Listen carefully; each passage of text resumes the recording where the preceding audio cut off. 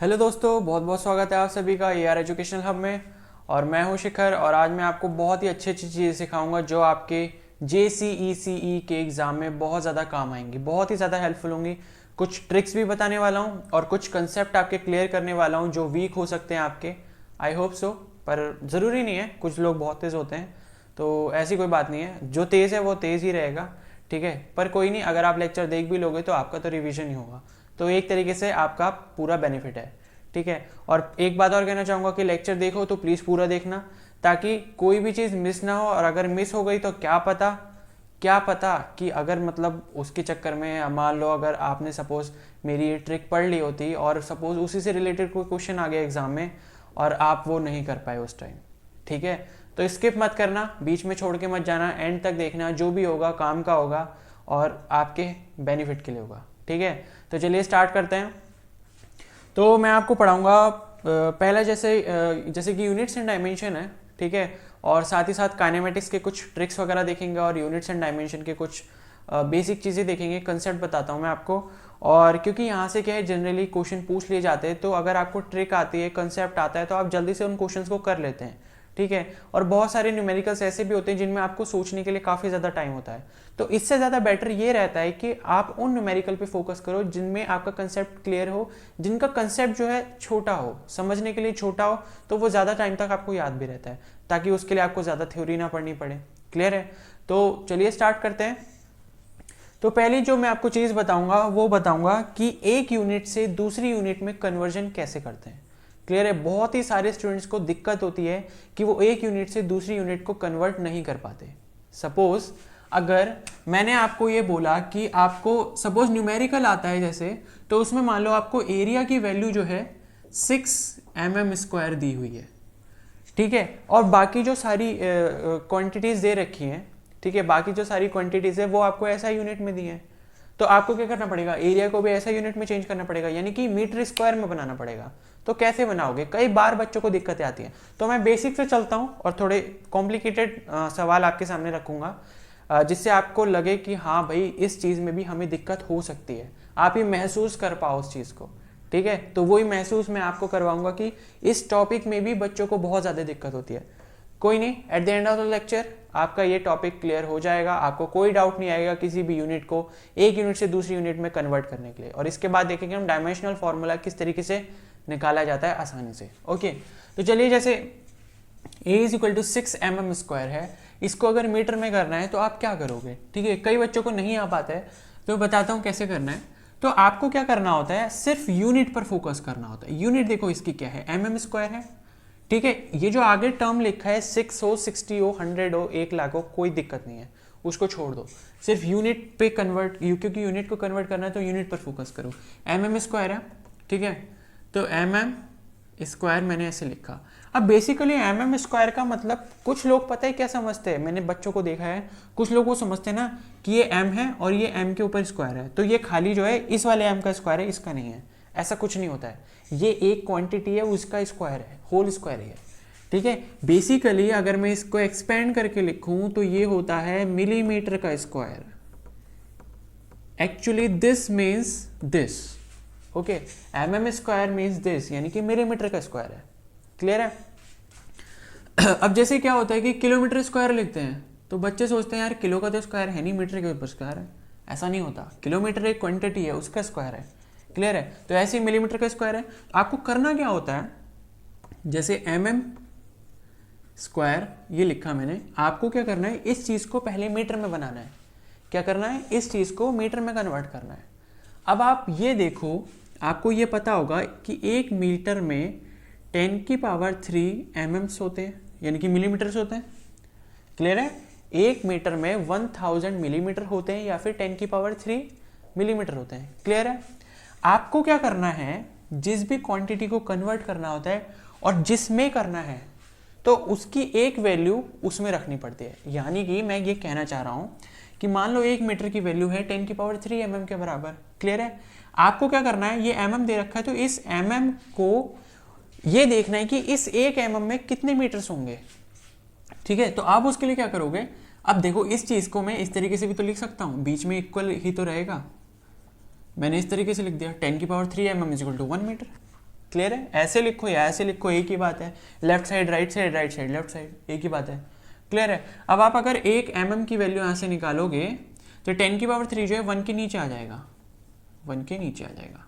Clear है? अब ये हमेशा ध्यान रखना कि न्यूमरेटर से डिनोमिनेटर या डिनोमिनेटर से न्यूमरेटर जब भी हम ऊपर नीचे करते हैं पावर्स को तो पावर के साइन चेंज हो जाते हैं। ठीक है? तो 10⁻³ यहाँ नीचे पॉजिटिव से ऊपर जाने पे क्या हो जाएगी? नेगेटिव हो जाएगी। तो 10⁻³ - 3 मीटर हो गया। आपको 1 mm की वैल्यू मिल गई। क्लियर है? आप 1 mm की वैल्यू यहाँ पर रख दो, 10⁻³ मीटर। अब 1 mm की वैल्यू थी ना, mm लिखो या 1 mm लिखो, एक ही बात है। एक से किसी को भी मल्टीप्लाई करो, कोई फर्क नहीं पड़ता उस पर। ठीक है? क्योंकि एक क्या है? बेजुबान है। ओके, तो 10⁻³ मीटर आपने 1 mm की जगह लिखा, इसका स्क्वायर कर दिया। क्लियर हो गया? अब देखो, हमने सिर्फ इतना खेल खेला है कि इस वैल्यू को इसके बराबर रखा है, बाकी ये ब्रैकेट सेम थे, ऊपर स्क्वायर सेम था, बस। क्लियर है? तो अब आपको क्या करना है? इसका स्क्वायर कर दो। 10⁻³ का स्क्वायर क्या होगा? जब पावर के ऊपर पावर होती है तो पावर मल्टीप्लाई हो जाती है, तो जाएगा 10⁻⁻6, और ये मीटर के ऊपर स्क्वायर आके क्या बन जाएगा? Metre square. क्लियर है? तो आपने ये देखा कि mm स्क्वायर को जब मैंने मीटर स्क्वायर में चेंज करा तो इतना आया। तो ये 1 mm स्क्वायर की वैल्यू है। 1 mm square is equal to this much. तो 6 mm स्क्वायर कितना होगा? 6 mm square is equal to 6 × 10⁻⁻6 metre square. हो गई यूनिट कन्वर्जन, आ गई ऐसा यूनिट में। क्लियर है? तो इस तरीके से करना होता है। आपको जो भी क्वांटिटी दी है, जिस भी यूनिट को आप में चेंज करना है, उसकी एक यूनिट देख लो, दूसरी वाली यूनिट जिसमें आपको चेंज करना है कितने के बराबर है। ठीक है? आई होप आपको एक क्लियर हुआ होगा। ओके, एक और एग्जांपल मैं आपको दे देता हूं। जैसे मान लो आपके पास है कि आपको ये बताना है कि चलो जैसे 1 kg होता है, 1 kg is equal to 1000 grams होते हैं।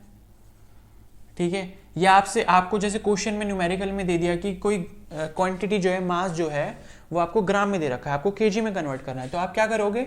मान लो आपको 6 ग्राम दिया है, आपको 6 ग्राम को केजी में चेंज करना है। ठीक है? ये तो बहुत ही आसान है, बहुत सारे बच्चे कर लेते हैं, लेकिन फिर मैं बता रहा हूँ एक्सप्लेन करने के लिए। तो देखो 1 kg is equal to this much होता है, 1 kilogram is equal to 1000 grams.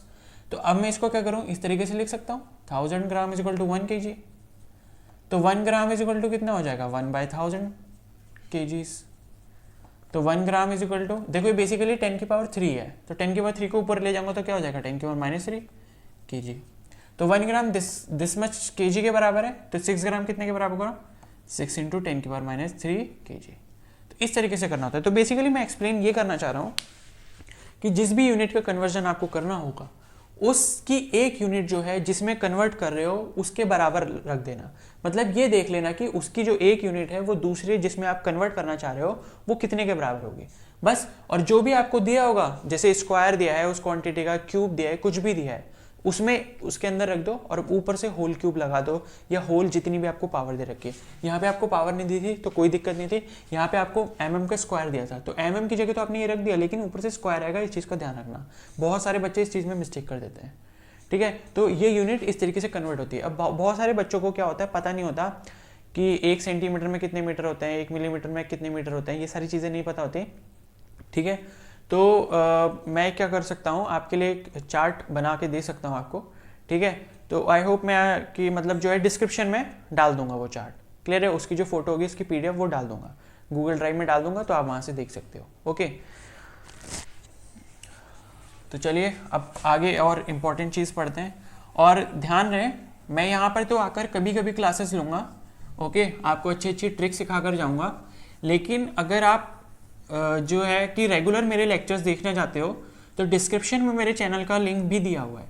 ठीक है? वहाँ पर उस चैनल पर भी मैंने बहुत सारे इंपॉर्टेंट टॉपिक्स पढ़ा रखे हैं। ठीक है?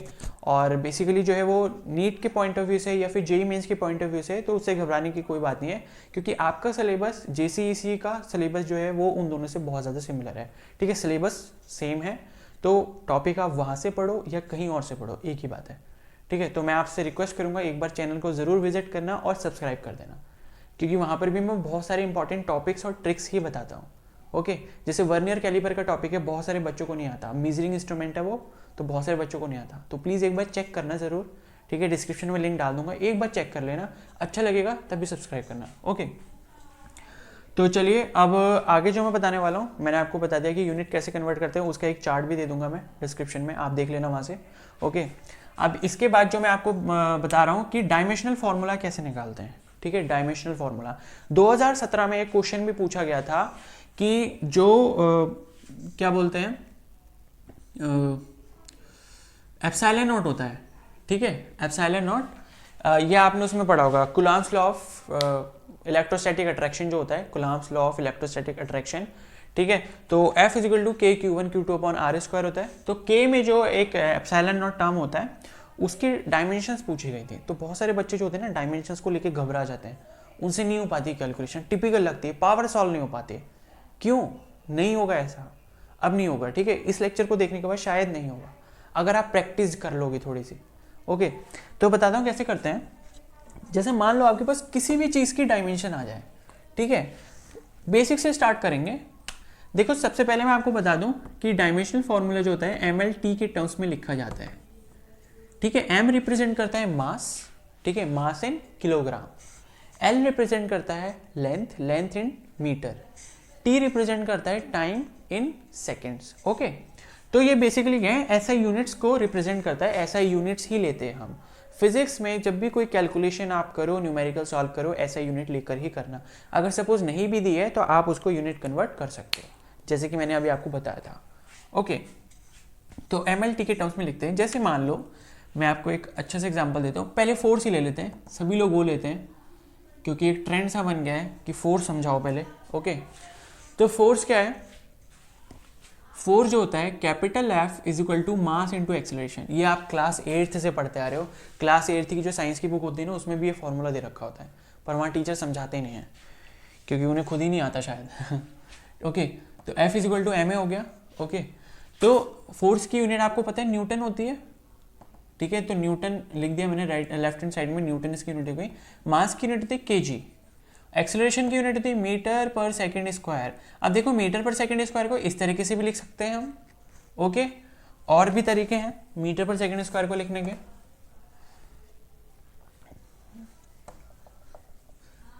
देखो कई बार ऐसे भी लिख देते हैं। ओके, और एक और तरीका है इसको लिखने का, वो भी मैं बता देता हूं। कई बार ऐसे भी लिखते हैं। तो इन तीनों ही चीजों का एक ही मतलब है। ठीक है, अगर आप पावर इसी के साथ में मल्टीप्लाई में लिखोगे तो पावर जो है नेगेटिव हो जाएगी, और ऐसे स्लैश लगा के लिखोगे तो पावर पॉजिटिव रहेगी, और इसके डिनोमिनेटर में लिखोगे तब भी पॉजिटिव रहेगी। ओके, तो चलिए मैं इसको वैसे ही लिख देता हूँ क्योंकि वो सिंपल रहेगा। kg मीटर पर सेकेंड स्क्वायर, ये हो गया। अब आपको करना क्या होता है, ये छोड़ दो। ठीक है, ये फोर्स की यूनिट लिखी है मैंने, लेंथ ऐसे रहने दो, और न्यूटन लिखी है उसको ऐसे रहने दो। अब देखो kg क्या है, मैंने आपको बताया मास जो है kg से रिप्रेजेंट करा जाता है। तो kg की पावर कितनी है? 1 है। देखो किसी के ऊपर भी अगर पावर मेंशन नहीं करी होती तो हम उसको 1 मानते हैं, हमेशा ध्यान रखना। क्लियर है? m क्या है? मीटर है। मीटर बेसिकली क्या लेंथ है, इसकी पावर कितनी है? 1 है। सेकेंड क्या है? बेसिकली क्या है? टाइम की यूनिट है, और पावर कितनी है? -2। आपको MLT ऐसे ही लिखना है, बस ये फॉर्मूला देख लो। फॉर्मूला में हमेशा ध्यान रखना है ऐसा यूनिट ही आनी चाहिए। अगर फॉर्मूला के अंदर ऐसा यूनिट नहीं आ रही है तो आपका सबसे पहला काम ये बनता है, सबसे पहली ये ड्यूटी बनती है कि आप इस फॉर्मूला को, मतलब ये जो यूनिट आ रही है इसको ऐसा यूनिट में चेंज करो, तभी आप डायमेंशनल फॉर्मूला उसका लिख सकते हो। ओके, तो देखो kg की पावर 1 है तो ये मास है, उसकी पावर 1 कर दो। मीटर लेंथ है, उसकी पावर 1 है तो यहाँ लेंथ की पावर 1 कर दो। सेकेंड -2 है, यानी कि टाइम की पावर -2 है, तो ये t की पावर -2 हो गया। ठीक है, अब m और l के ऊपर 1 पावर लिखना चाहो तो लिख सकते हो, वरना जरूरी नहीं है। तो मैं इसको एक और तरीके से लिख सकता हूँ, MLT -2। तो ये क्या हो गई? फोर्स की डायमेंशन, फोर्स का डायमेंशनल फॉर्मूला। बहुत ही आसान है, कोई दिक्कत नहीं है। ओके, अब एक और अच्छा सा एग्जांपल लेते हैं। मान लो वर्क का ले लेता हूँ मैं, work W। Work is equal to, आप सभी ने पढ़ा होगा, फोर्स इंटू डिस्प्लेसमेंट होता है। Force into displacement, F into S ले लेता हूँ मैं। ठीक है, वैसे एफ एस कॉस थीटा होता है, उन सब चीज़ों में नहीं जा रहा मैं, डॉट प्रोडक्ट वगैरह वो सब छोड़ दो। फोर्स इंटू डिस्प्लेसमेंट सीधा सीधा ले लिया। ठीक है, फोर्स की यूनिट आपको पता है न्यूटन होती है, और याद रखना है न्यूटन को ही इस तरीके से लिख सकते हैं। अगर फोर्स की यूनिट न्यूटन है तो फोर्स की यूनिट ये भी है। क्लियर है? और ये डायमेंशनल फॉर्मूला इस चीज़ का है केजी मीटर पर सेकंड स्क्वायर, तो ये डायमेंशनल फॉर्मूला ये न्यूटन का भी होगा। ये चीज़ ध्यान रखना, अगर एक यूनिट दूसरी यूनिट के बराबर है तो उनका डायमेंशनल फॉर्मूला सेम होगा। अगर मैं उल्टी बात ये बोलूं कि अगर दो क्वांटिटीज का डायमेंशनल फॉर्मूला सेम है तो उनको हम एक ही यूनिट में लिख सकते हैं। अभी बताऊंगा किस तरीके से। ओके, तो work is equal to force into displacement हो गया। फोर्स आपको पता है मास इंटू एक्सेलरेशन होता है, इसी को लिख लेंगे केजी मीटर पर सेकेंड स्क्वायर इंटू डिस्प्लेसमेंट। ये एस जो है डिस्प्लेसमेंट है, ठीक है, तो इससे कंफ्यूज मत होना, एस डिस्प्लेसमेंट है। अब डिस्प्लेसमेंट आप सभी को पता है, displacement is a type of length जिसको हम किस में भी मेजर करेंगे। ऐसा यूनिट क्या होगी उसकी, मीटर, तो मीटर लिख दिया मैंने। अब थोड़ा सा ऑल सॉल्व कर लेंगे, ये मीटर है, ये मीटर है, मल्टीप्लाई में इसकी पावर 1 है, इसकी पावर 1 है, तो पावर मल्टीप्लाई में क्या हो जाती है, ऐड हो जाती है, 1 1 2 हो गई, सेकेंड की पावर -2। क्लियर है? तो केजी मीटर स्क्वायर पर सेकंड स्क्वायर हो गया। वही करो, MLT लिख दिया, m के ऊपर पावर कितनी आएगी, केजी की पावर 1 है तो m की पावर 1 हो गई, l की पावर 2, सेकेंड की पावर -2 यानी कि t की पावर -2। 1 लिखना चाहो लिखो, नहीं लिखना चाहो तुम्हारी मर्जी, ML2 t -2। ये किसका हो गया, वर्क का डायमेंशनल फॉर्मूला हो गया। क्लियर है? चलो एक और चीज़ बताता हूँ जो मैं अभी बोल रहा था आप सभी से, तो वो है ये कि मान लो एनर्जी है, एनर्जी का फॉर्मूला आप सभी को पता है, एक mgh पोटेंशियल एनर्जी ले ले रहा हूँ मैं, ठीक है। m जो होता है क्या होता है, मास होता है, तो उसकी यूनिट होती है kg इंटू जी, यानी कि एक्सेलरेशन होता है, एक्सेलरेशन ड्यू टू ग्रेविटी, उसकी यूनिट होती है मीटर पर सेकेंड स्क्वायर, इंटू हाइट क्या होता है, height is a type of length, इसकी यूनिट होगी मीटर। इसको और सॉल्व करूंगा तो kg metre metre metre square हो गया और ये सेकेंड स्क्वायर हो गया। MLT में फिट करूंगा तो यही आएगा, देखो kg की पावर 1 m की पावर 1 मीटर स्क्वायर l की पावर 2 टाइम सेकेंड की पावर -2 t की पावर -2, तो यही फॉर्मूला है। क्लियर है? ठीक है, तो ये भी क्या आ गया, ML2 t -2, ये हो गया।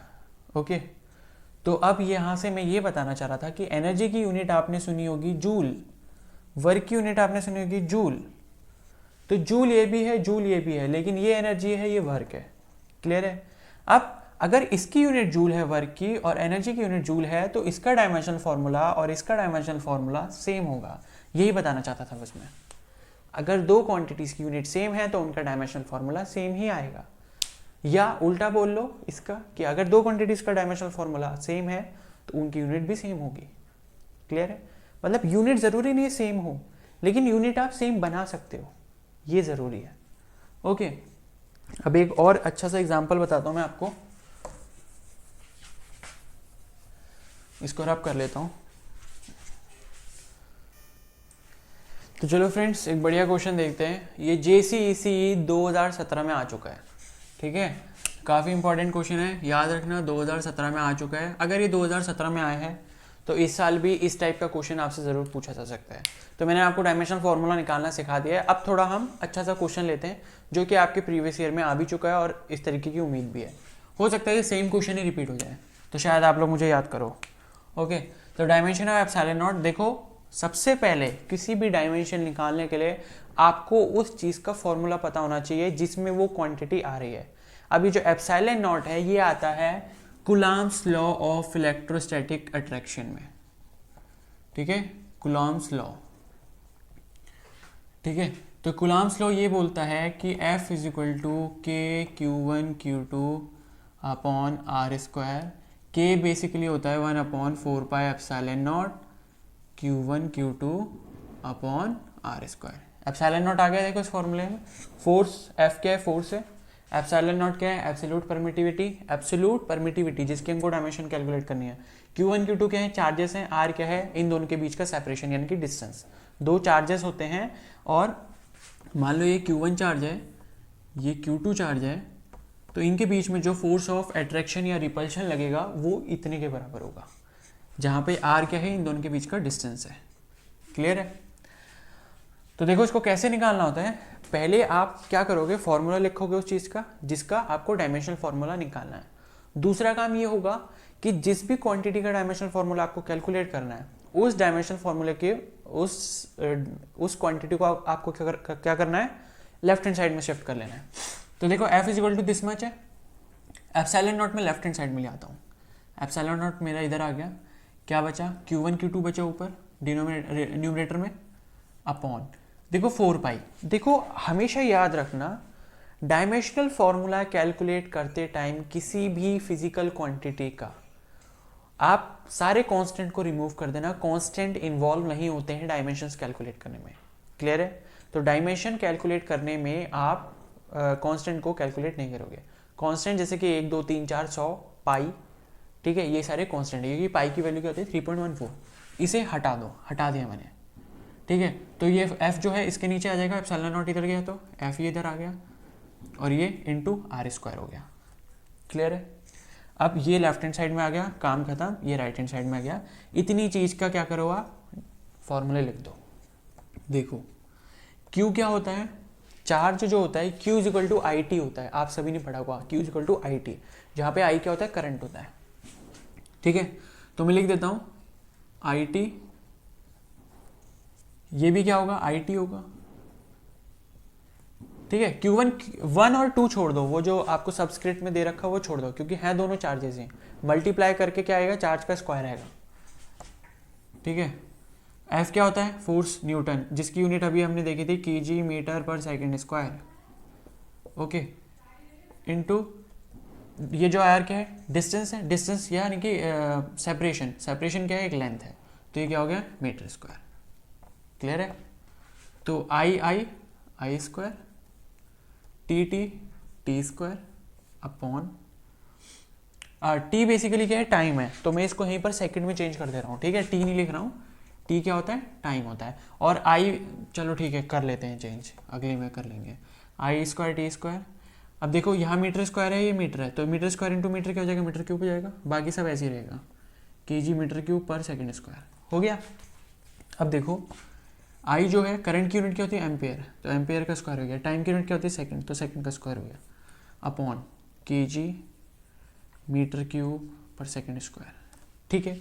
आपको क्या करना है, डिनोमीटर में जो भी क्वांटिटी जो भी आपको ऊपर लेके जाना है, डिनोमीटर में नहीं रख सकते आप, डिनोमीटर में आ गए, अब इसको ऊपर लेके जाओ।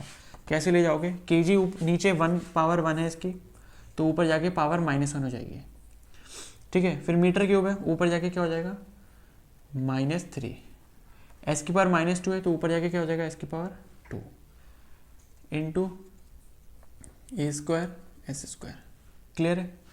इसको और सॉल्व करते हैं, kg मीटर 1, kg की पावर -1, m की पावर -3, एस स्क्वायर कितना हो जाएगा, एस की पावर 4, और ये ए स्क्वायर ऐसे रहेगा। अब ध्यान रखना करंट जो है वो भी क्या है, एक ऐसा यूनिट है, बेसिक ऐसा यूनिट है, यानी कि बेस ऐसा यूनिट है, तो उसको जब हम डायमेंशनल फॉर्मूला में लिखते हैं तो हम MLT के टर्म्स में नहीं लिख सकते, इसलिए उसके लिए एक अलग अल्फाबेट दिया गया है जो कि ए ही है, सेल्फ क्या है, ए ही है, खुद ही वो क्या है, ए है, तो इसको डायमेंशनल फॉर्मूला में एज इट इज ही लिखेंगे, ठीक है। अब बाकी सेट कर लेते हैं, एम एल टी, लास्ट में ए आ गया, तो ए देखो क्या है, स्क्वायर है, तो ए स्क्वायर लिख दिया। एम यानी कि मास कितना है, kg की पावर -1 है, तो इधर -1 आ जाएगा। लेंथ देखो मीटर की पावर -3 है, तो ये -3 आ जाएगा। टी यानी कि टाइम कितना है, सेकंड की पावर 4 है, तो सेकंड की पावर 4। ये जो है आपका आंसर हो गया, और ये 2017 में पूछा गया JCEC में, पेपर उठा के देख सकते हो आप, ठीक है। तो बहुत ही इंपॉर्टेंट क्वेश्चन था, तो बहुत अच्छी चीज़ें आपको सीखने को मिलेंगी इस चैनल पर भी। अगर इस पर भी नए हो तो सब्सक्राइब कर दो, और मेरे चैनल पर भी एक बार जाके देख लेना, बहुत अच्छे से मैंने कंसेप्ट को क्लियर करा है, हर चीज़ को। जो भी आपको टॉपिक नहीं आता आप सर्च कर सकते हो, ज़्यादा टाइम नहीं हुआ है इसलिए ज़्यादा वीडियोज़ भी नहीं है, जो भी है अच्छे से आप देख सकते हो, ओके।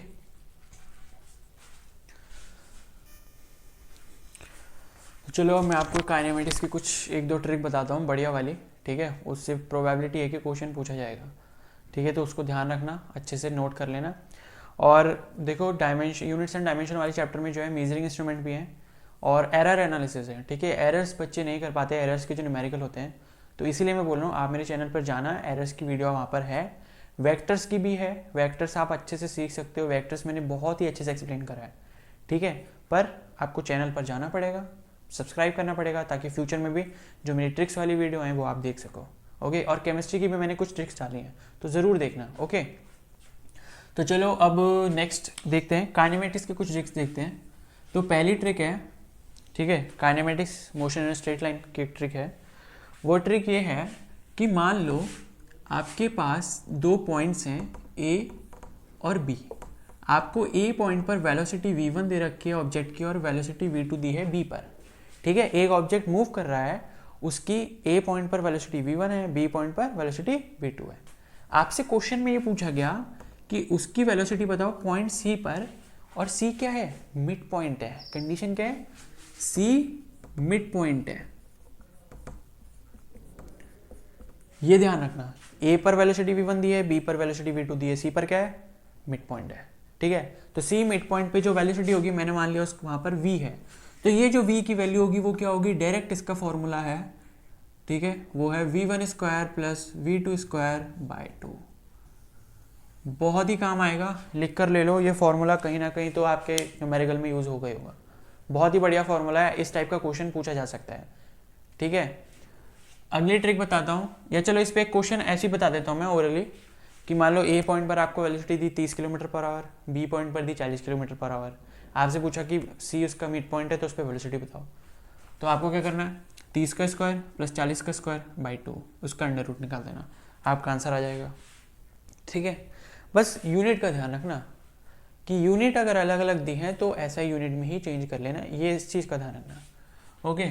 दूसरी एक ट्रिक बताता हूँ, मान लो किसी हाइट से, मान लो ये ग्राउंड है, ठीक है, ये क्या है आपका ग्राउंड, ओके। ये मान लो h हाइट से यहाँ से क्या करा आपने, एक पत्थर को छोड़ा और ये नीचे आया। एक पत्थर है, बॉडी है, कुछ भी है, या आपने किसी बंदे को फेंक दिया गुस्से में आके, ठीक है, तो बंदे को धक्का मार दिया, ऐसे छोड़ दिया, क्लियर है। तो क्या होगा, जब ऐसी कंडीशन आपको न्यूमेरिकल में दी हो कि a body is dropped from a height h, ठीक है, a body is released from height h, इस तरीके की जब कंडीशन दी होगी कि इतनी हाइट से एक बॉडी को छोड़ दिया गया, फेंका नहीं, फेंकने में तो अलग बात हो जाएगी, छोड़ दिया गया। छोड़ने का मतलब है कि उस बॉडी की इनिशियल वेलोसिटी 0 हो जाएगी, क्लियर है। तो u क्या है, बेसिकली यहाँ पर 0 हो जाएगा, ठीक है, छोड़ दिया गया। तो इस केस में जो यहाँ से यहाँ तक आने में जो टाइम लगेगा, जो टाइम होगा इस बॉडी को यहाँ से यहाँ तक आने में, वो होगा अंडर रूट 2h अपॉन जी। और g की वैल्यू आपको क्वेश्चन में दी होगी 9.81 या फिर 10 मीटर पर सेकंड स्क्वायर। g क्या है, एक्सेलरेशन ड्यू टू ग्रेविटी, नहीं दी हुई हो तो आप 10 रख लेना। h क्या है, ये पूरी हाइट हो गई, तो आपका इससे टाइम निकल जाएगा।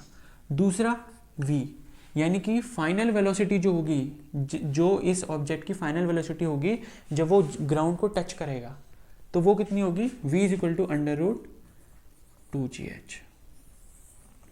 तो ये भी बहुत ही कमाल की ट्रिक है।